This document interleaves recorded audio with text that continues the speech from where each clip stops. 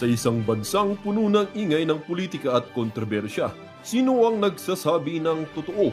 Sino ang nasa panig ng bayan? Welcome to Bayang Pinas, ang news channel na hindi takot maglatag ng katotohanan. Dito, pinag-uusapan natin ang mga isyong may kinalaman sa kinabukasan mo, politika, pamahalaan at ang tunay na kalagayan ng ating bansa. Hindi kami bayad, hindi kami bulag. Sa Bayang Pinas, ang boses ng mamamayan ang tunay na headline. Kaya kung sawang-sawa ka na sa mga baluktot na impormasyon at scripted na kwento, dito ka na. Dito sa Bayang Pinas, tayo ang bantay at boses ng bayan. Kung gusto mong manatiling mulat at informed, don't forget to like, share, and most importantly, subscribe dahil sa panahon ngayon, ang kaalaman ay kapangyarihan. Ito ang Bayang Pinas, balitang totoo, pusong makabayan para sa sambayanang Pilipino. Tara na't alamin ang tunay na balita. Pinasabay-sabay itong video ni Saldico. Gang! Ang nag-deliver papunta sa bahay nila Pangulong Bongbong Marcos at Speaker Martin Romualdez. Naku po!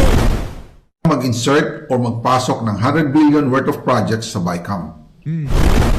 Sana po ay hindi nila ako mapatay Nako. bago ko mailabas ang lahat.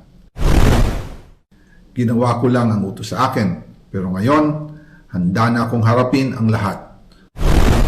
Ginagamit ng administrasyon ang buong resources ng bansa para tumahimik ako. That he will shoot me if I will talk. Gagamitin ako bilang panakipbutas sa kanilang kampanya laban sa korupsyon. Hindi na ako mananahimik, ilalabas ko ang lahat ng katotohanan. Yan. May resibo, may ebidensya, at may pangalan. Yan. Gang! Para sa bawat Pilipino, alam ko na buo ang galit ninyo sa akin ngayon. Nauunawaan ko rin kung bakit. Lalo na at malaki ang halagang nakataya. Pero bago kayo humusga, hayaan ninyong ipaliwanag ko ang buong katotohanan. Matagal akong hindi nagsalita dahil may direktang utos sa akin. Huwag nang bumalik ng Pilipinas at manahimik na lamang. Umalis ako noong July 19, 2025 para sa aking medical check-up. Nakaplanong bumalik pagkatapos ng SONA ni Pangulo. Pero habang papauwi na ako, tinawagan ako ni dating Speaker Martin Romualdez at sinabihan, "Stay out of the country. You will be well taken care of as instructed by the President." Noon naniniwala pa ako sa kanila, kaya't hindi ako bumalik. Tumikom ang aking bibig, sumunod ako, pero ang hindi ko alam, ang ibig pala nilang sabihin sa aalagaan ka namin ay gagamitin ako bilang panakipbutas sa kanilang kampanya laban sa korupsyon. Ginawa nila akong poster boy ng kanilang sariling kasinungalingan. Ngayon, hindi na ako mananahimik, ilalabas ko ang lahat ng katotohanan. May resibo, may ebidensya, at may pangalan. Nagsimula ito nung tumawag si Sekmina Pangandaman sa akin nung nag-umpisa ang BICAM process last year, 2024. Ang sabi niya, katatapos lang ng meeting nila ni Pangulo at may instructions na mag-insert o magpasok ng 100 billion worth of projects sa BICAM. At sinabi pa ni Sekmina, you can confirm with Yusek Adrian Bersamin dahil magkasama sila sa meeting ni Pangulong BBM noong araw na yon. Tinawagan ko po agad si Yusek Adrian Bersamin at tinanong ko kung may instruction nga ba ang Pangulo na magpasok ng 100 billion during their meeting. Ang sabi niya ay totoo nga po. Right after our conversation, tinawagan ko po si dating Speaker Martin Romualdez at nireport ko ang instructions ng Presidente to insert the 100 billion projects.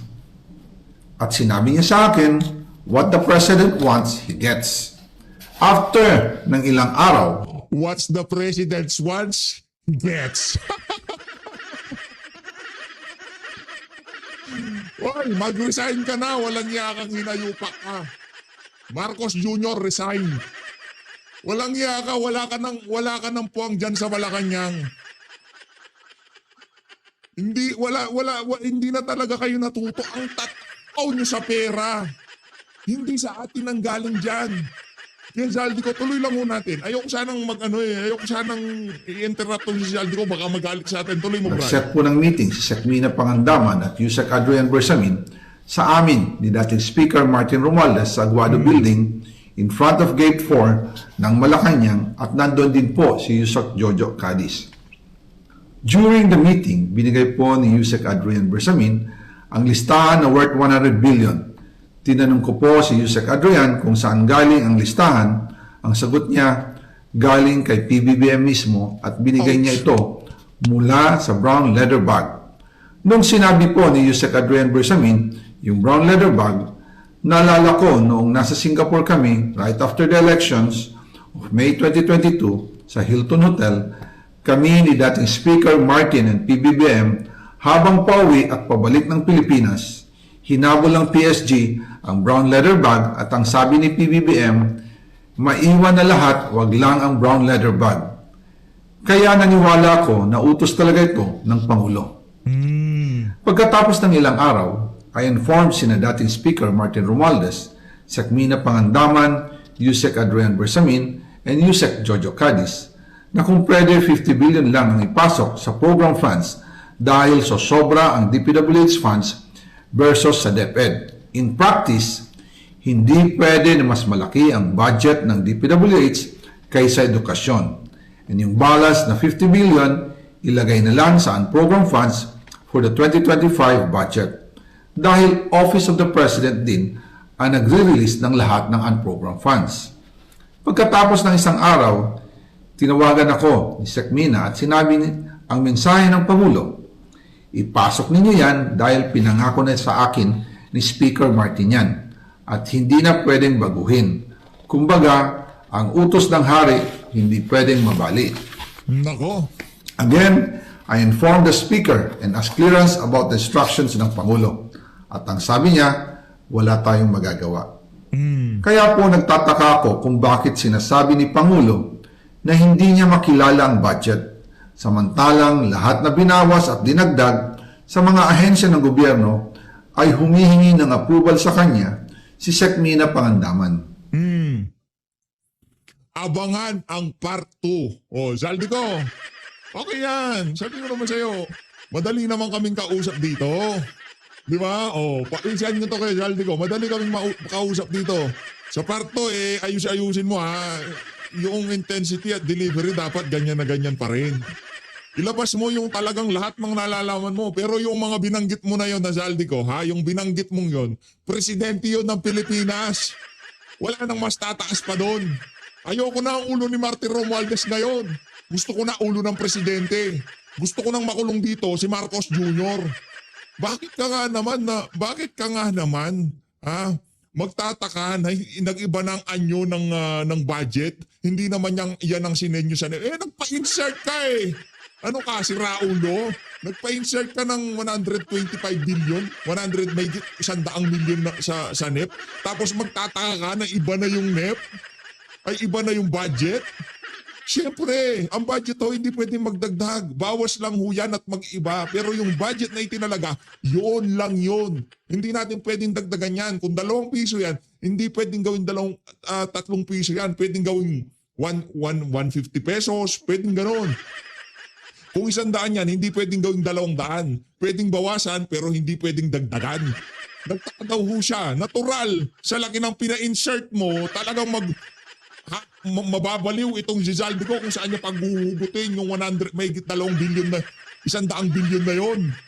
Pambira ka. Kung makapagsalita ka pag may press con ka, kala mo kung sinong malinis.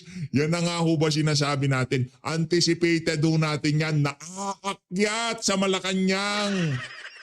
Aakyat sa Malacanang yung issue ng flood control scandal na yan. Hoy Marcos Jr., mag-resign ka na. 2 bagay lang yan.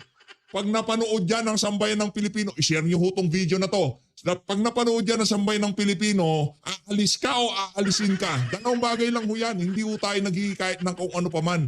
Nakikita na ho natin ang galit ng sambayanan dito sa sinabi na to ni Zaldico. 2 bagay lang yan. Aalis ka o sambayan ng Pilipino mag-aalis sa'yo.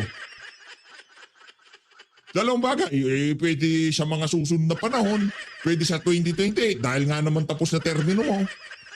Pero hindi ho natin alam kung anong dadalhin ng bukas. Hindi natin alam kung sa mga susunod na araw, biglang ika nga mga taga-AFP, mga taga-PNP, mapanood tong isa na to. Pagka, kung ano isipin nila, hindi ho natin alam. Isang tao lang ho tayo dito. Hindi tayo nang hihikayat ng kung ano paman. Ang atin ho dito, tama na, sobra na. Ikulong ang mga mandarambong. Bong. O dito ho tayo kay Senator Rodante Marcoleta. Medyo ika nga, yung paghihintay natin dito sa araw na to, talagang sulit yung paghihintay natin. Yung sinasabi nating surprise witness, hindi man nailatag sa Senado, at least dito sa PH update, nailatag natin.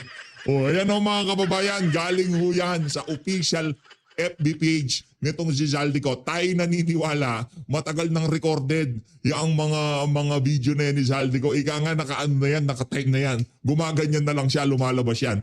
Ayaw nyo ako talaga ilalaglag nyo dito O sige, isang video, Marcos Jr. Siya ang nag-utos sa amin na mag-insert sa NEP.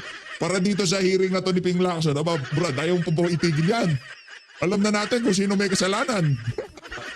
Ito din, Senator Rodante Marcoleta, pasok. Process na natin ito kung ano ang dapat gawin talaga sa mga invitees na to. More particularly, the members of the House of Representatives that were initially mentioned at some point in several testimonies of the respondents that were invited by this committee. May I now proceed, Mr. Chair, to Engineer Bernardo. Kagaya po ng napansin sa pagtatanong ni Senator Kiko, ako din ay ganun din ang aking observation. Merong bahagi ng iyong salaysay na talaga namang very, very descriptive, talagang even the minutest detail. Ito'y mapapatotohanan sa dami ng mga pahina at mga saknong na binanggit mo. Kung halimbawa pag-uusapan, Senator Jingo Estrada, Senator Ramon Rebillan, talagang kumbaga sa comics, wala ka nang hihilingin pa. Nandun na lahat. Pero pagdating sa bahagi ng mga congressmen or congresswoman, tipid na tipid ka. Halimbawa, yung Congressman Saldico, Yan. wala ka man lang sinabi tungkol sa Instructed by the President kasi ang si Ping Lacson. Instructed by the President. Senator Rodante Marcoleta, ang nagpresenta niyan, si Ping Lacson. Instructed yan by the President, malamang sa malamang. magkano ang hiningi, ilang projects ang napunta rito, ilang porsyento. Kung paano mo dinescribe yung mga naunang senador na binanggit mo, iniisip namin ni Senator Kiko na dapat ganun din sana. Sa ganung paraan, makikita mo talagang walang pinagtatakpan. Malinaw na malinaw na ibahagi mo talaga yung nalalaman mo. Lalong-lalo na sa'yo. Detalyado yung kaya na talagang pati bahay, kulay ng gate, para talagang ika nga yung masatisfy yung mga manunood. Kasi kung si Ping Lacson lang kumbaga, dapat detalyado yan. Pati gate, pati oras, pati yung mga nag-text sa'yo, magpasalamat, lagay mo yan. Pero kay Zaldico lang. Bernardo, wala na kaming pakialam sa'yo. Hindi ka na namin kailangan. Yung mga nabanggit mo, kung talagang nadalhan, ipakulong din yan. Okay? Wala tayong sisinuin dito. Kunyari mabanggit ang pangalan ni Senador Rodante Marcoleta, basin, magpaliwanag ko kayo dyan. Pero kung hindi nabanggit, di ba? Hindi yan kasali. Pero yung ang ibig natin sabihin, wala tayong sisinuhin. Lahat, kahit sino pa, Vic Rodriguez, nabanggit, imbestigahan. Nabanggit si Sara Duterte, imbestigahan yan.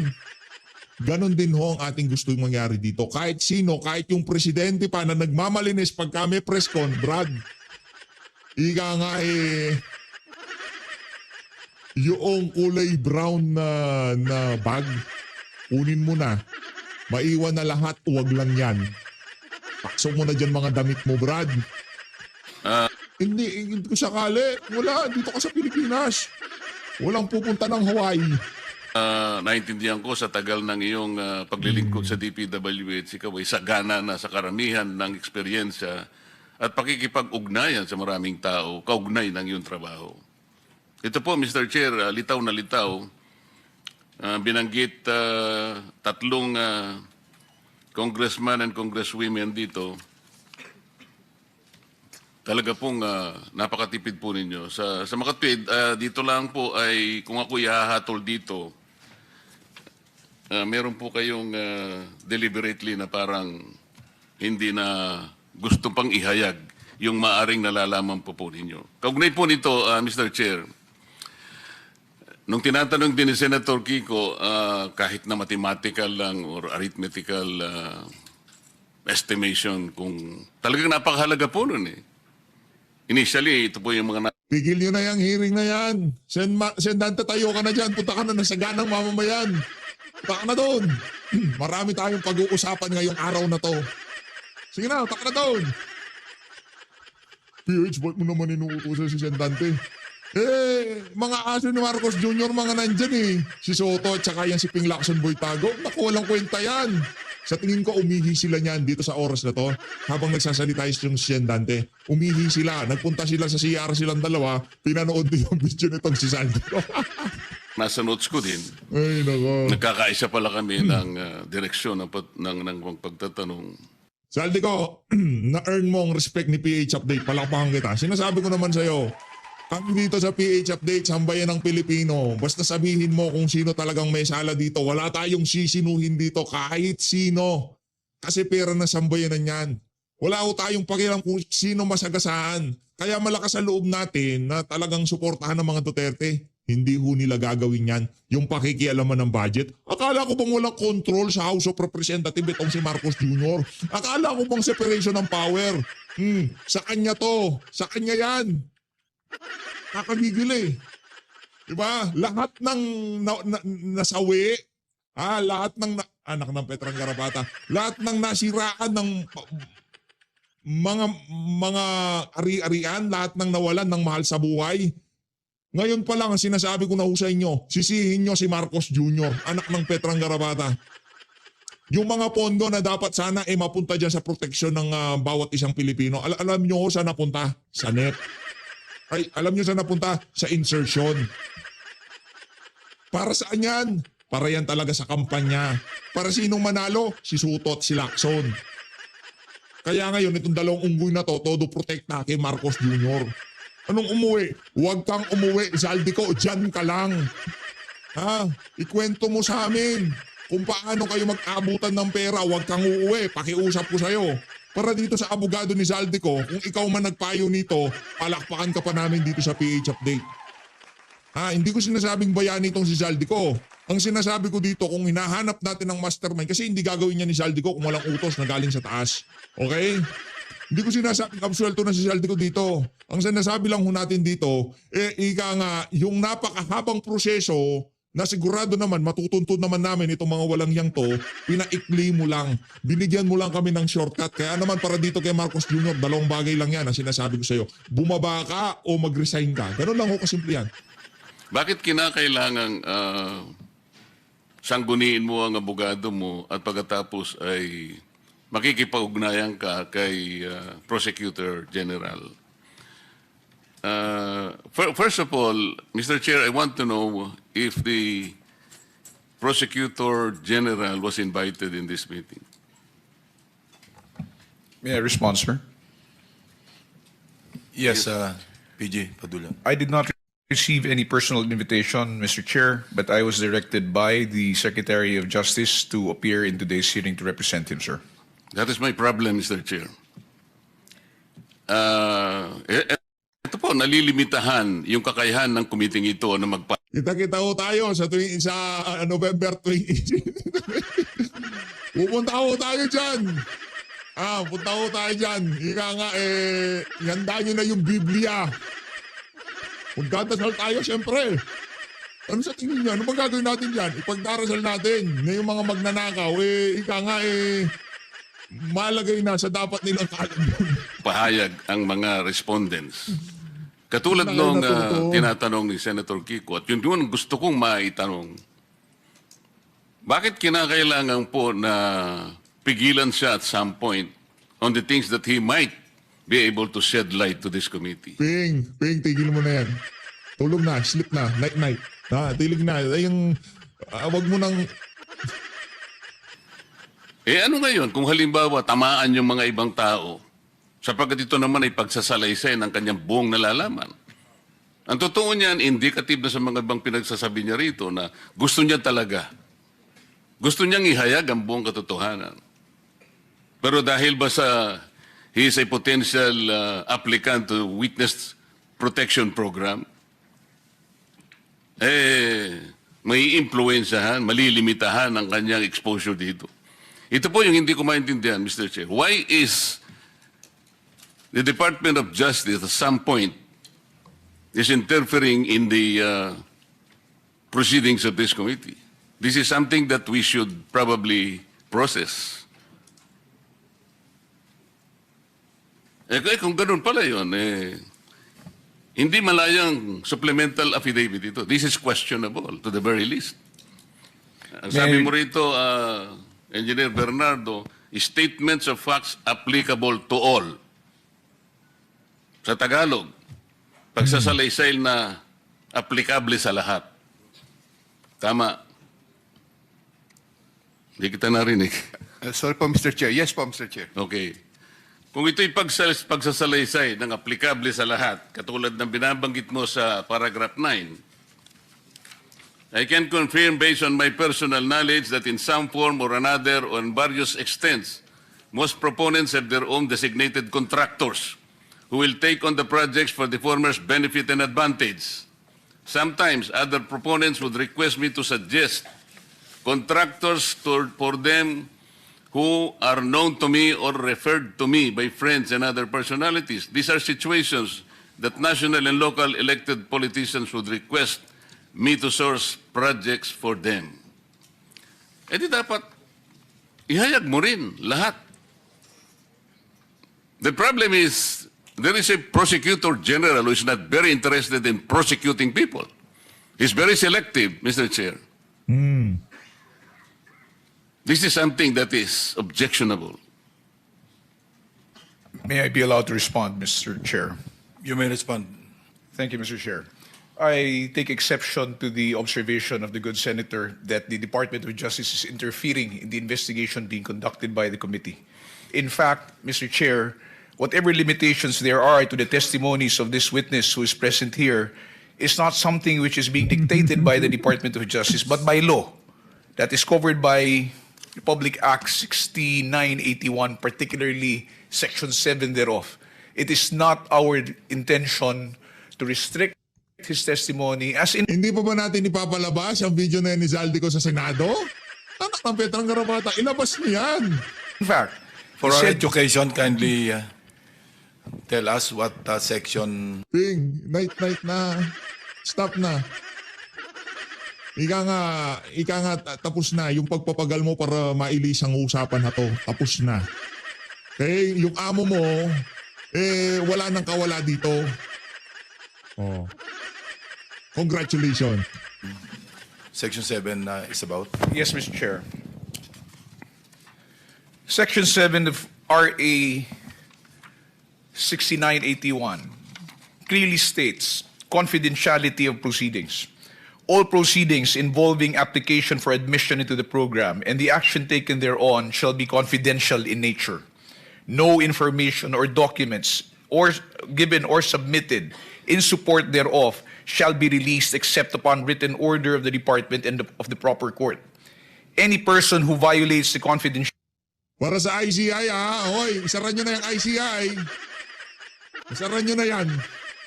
Para dito kay Butchikik, isara nyo na yan. Hindi namin kailangan yung yung mga ICI kayo. Anak ng tokwa. Walang ICI dito. Si Zaldico kailangan namin. Palakpakan si Zaldico. Oh, di ba? Oh, Zaldico. Good job. Hindi ka namin makakalimutan. Huwag ka mag-alala, okay? Oh, yung parte ilabas mo na. Excited na kami. of said proceedings shall upon conviction be punished with imprisonment of not less than 1 year, but not more than 6 years, and deprivation of the right to hold the public office or employment for a period of 5 years. How can that provision apply? Yes, Mr. Chair, we believe it will apply. How can it apply? Tinatanong lang ni Sec Kiko, ni Senator Kiko, tinatanong lang namin, magkano ba lahat? How does provision apply? Mr. Chair, Ito, may pagkaangas ni Boying to eh. May pagkaangas ni Boying to. Brad, hinay-hinay lang ang angas. Yung amo mo, yung nag-appoint sa amo mo, siya na linaglag dito sa issue na to. Ilagay lang natin sa tama yung angas, okay, sir? matter pertaining to the... No. I'm not talking about any matter. Senator Kiko and myself is only trying to extrapolate gaano ba kalawak, the magnitude of this whole thing para magkaroon lang kami ng mental picture about this. To explain that, Mr. Chair, if I How may be can allowed. that provision apply? Why would you limit the witness from telling at least an idea of how much it is? Mr. Chair, in the earlier proceedings, the question asked by Senator Pangilinan was already addressed by this representation when we said that the witness may openly give a mathematical computation of what is based in the affidavit. There was no restriction given by the Department of Justice. I think that is on record, Mr. Chair. Okay, why are you intervening? Of the provisions of the law on confidentiality, sir, that is why it was referred to us. It was referred to us by the witness because he has The a matter of memorandum of giving us an agreement. estimate is a confidential matter? No, precisely, Mr. Chair. That is the reason why we had already acceded to the request of Senator Pangilinan. Mr. Chair, With the permission of Senator Just a Marcoleta. point of information for our colleagues. Yes, actually, I precisely pointed out that it's already a public document that was submitted to us, and all that Mr. Bernardo would do is to make a mathematical computation of, or an estimate, diba? A ballpark figure of the amounts that may have been, total amounts that may have been involved, based solely, no, and within the confines of the affidavit, and therefore I was satisfied. But yes, and the DOJ said they will submit. They have allowed, or they will be submitting, or they have agreed that Mr. Bernardo, their witness, will be submitting and address my request. may I continue, Mr. Chair? Mr. Chair, I'm surprised that an applicant to be processed under the WPP has the effect of limiting his testimony before this committee. This is a different matter altogether. Mr. Bernardo is being presented here. I think he was invited to shed light to the matters investigated in this committee. Whatever his use as a potential state witness, that is for the Department of the Justice to decide. Hindi dapat mag-conflict itong dalawang ito eh. Iyon lamang ang point doon, Mr. Chair. Parang ang nangyayari with the presence of the Prosecutor General here, parang nalilimita yung gusto naming malaman dito. Lahat ng itatanong namin, kinakailangan i-refer sa kanya. O parang ikaw ang director dito, hindi yung chairman. Ito yung parang inconsistent na nakikita ko. Let me continue, Mr. Chair. Engineer Bernardo, hindi lamang ikaw, kundi kahit na si Engineer Alcantara or even Bryce Hernandez and others, palaging binabanggit ang pangalan ni Saldico. Pati yung halaga ng pera, pati mga litrato ng pera na ito ibibigay kay Saldico, ito yung para kay Saldico. Hindi pa siguro napanood ni Sen Marcoleta dito sa tagpo na to yung live nitong si Zaldico. Sen, ano na ho kayo, Sen? Punta na ho kayo na sa ganang mamamayan. Doon natin pag-usapan yung testimonya nitong si Zaldico dito sa PH Update. Okay, Sen? Ano lang naman yan sa lahat ng senador na nandyan ngayong araw na to. Yan lang si Senator Rodante Marcoleta lang talaga ang nagnanais na malaman o ma-uncover yung mabulgar lahat ng kabalintunaan na nangyari dito sa flood controls ka. Huwag ho kayong umasa kay Lacson. Huwag ho kayong umasa kay Lacson. sa kagustuhan nitong si Bangag na mapanalo ang kanyang mga kandidato, lahat ng kabalbalan ginawa ho niya sa 2025 budget. Lahat ho ng nangyari na yan, babagsak ho yan doon sa 2025 midterm election. Sa totoo lang ho mga kababayan, doon ho babagsak lahat ng kabalbalan na to. Sa maniwala ho kayo sa hindi. Karamihan dyan siguro binulsa nila dyan sa mga in-insert na yan, yung 100 billion insertion. Malamang sa malamang, posible. In-insert nila yan. Pero tayo rin ho'y naninigurado, tayo din ho'y sigurado, marami dyan napunta sa mga kalokohan talaga nung nagdaang eleksyon. And for that matter, even the last witness presented before we adjourned, Orly Gutesa, connected also Saldico. Talagang maraming nagsasabi na talagay siya yung nasa center nito. And Gutesa did more. He connected the dots between Saldico and Martin Romualdez. Ang kinalulungkot ko dito, Engineer Bernardo, napakatipid nung pagkakalahad mo ng salaysay tungkol kay Saldico. Okay lang yan, Sen. Ito na si Saldico, yung nahanap. Ito na siya. Nagsalita na. Kaya mo na si Bernardo. Ipakulong na yan. Kulong na yan si Bernardo. Tapos na si Bernardo. Kailangan nang ikulong yan. Samantalang kay Engineer Alcantara, magkano na yun? 5 billion ang projects. At tinanong ka pa nga ni Engineer Bernardo, mahusay bang kausap si Engineer Alcantara? Mahusay naman po. Ang sabi ng chairman, tinanong ka, ano ibig sabihin ng mahusay kang kausap? Madali ka at saka honest kang mag-deliver ng, yun, di ba ganun? Yes, Your Honor po. Ayun nga po, bakit sa ganung exposure ni Saldico sa lahat ng transaction na pinag-uusapan natin dito, bakit wala ka man lang ng pension na konting detalye, Engineer Bernardo? Mr. Chair, binanggit ko na po nung umpisa na wala po akong personal knowledge sa transaksyon nila. Sa totoo lamang po, sila po ang kausap ni Saldico. Hindi po ako tungkol sa proyekto. Wala po kaming pinag-usapan ni Saldico except for some projects po na pinapalo up lang nila for implementation. Pero yung ang sasabihin niyo po ay tungkol po sa mga porsyento or whatever, sila po ang nag-uusap doon. Hindi po ako, Mr. Chair. Nagre-report naman sa iyo si Engineer Alcantara, hindi ba? Nabanggit po niya, minsan nagdi-deliver siya, ganun, pero hindi po yung detalyado. I even don't know the projects that were being downloaded to by Saldico. We'll give you additional 2 minutes, Senator Marcoleta, because your time is up. But you Wala na ba? we'll give you additional 2 minutes. Go ahead to pursue your point. Salamat, Mr. Chair. Okay lang.